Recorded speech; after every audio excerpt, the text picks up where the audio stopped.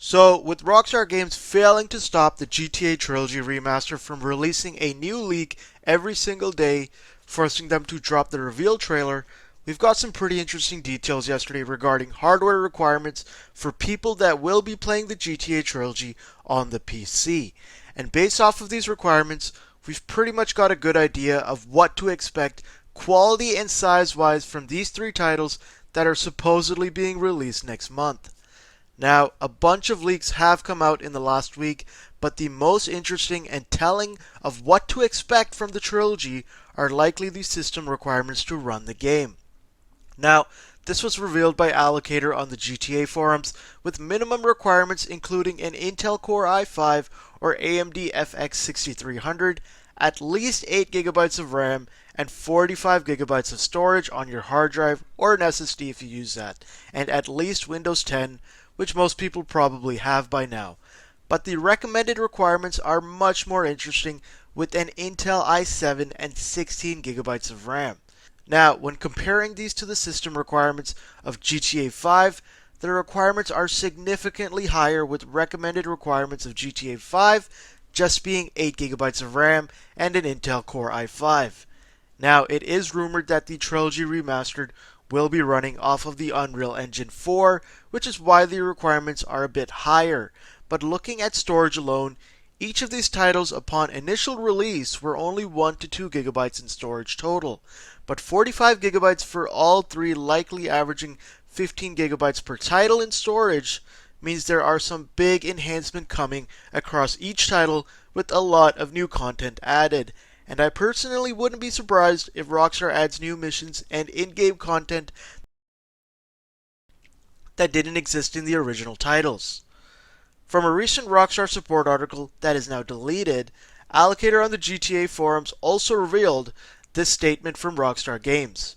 3 iconic cities, 3 epic stories, play the genre-defining classics of the original Grand Theft Auto trilogy, Grand Theft Auto 3, Grand Theft Auto Vice City, and Grand Theft Auto San Andreas, updated for a new generation, now with across-the-board enhancements, including brilliant new lighting and environmental upgrades, high-resolution textures, increased draw distances, and Grand Theft Auto 5 style controls and targeting, and much more, bringing these beloved worlds to life with all new levels of detail.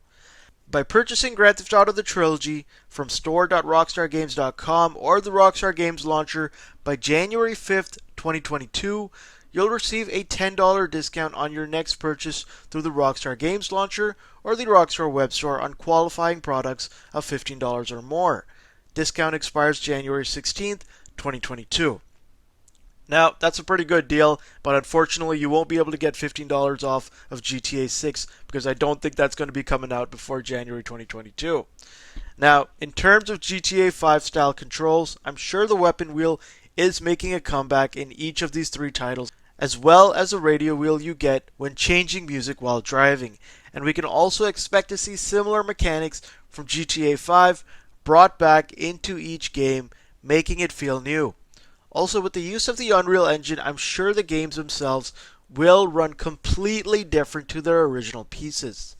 Now, prices and release dates have been getting leaked as well, but I won't go into these too much as these can always change at any time, and I feel like speculating on these is pretty useless as we already have an idea of what month the release will come.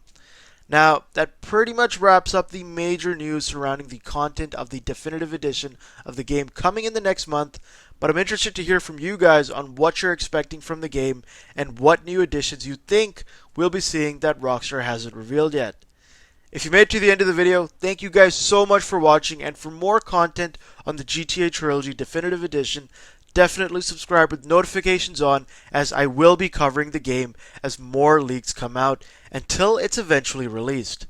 I'm planning to get the box set myself, but with that rumored to come out in December later this year, I'll likely be picking up a digital pre-order first and the boxed edition later in December.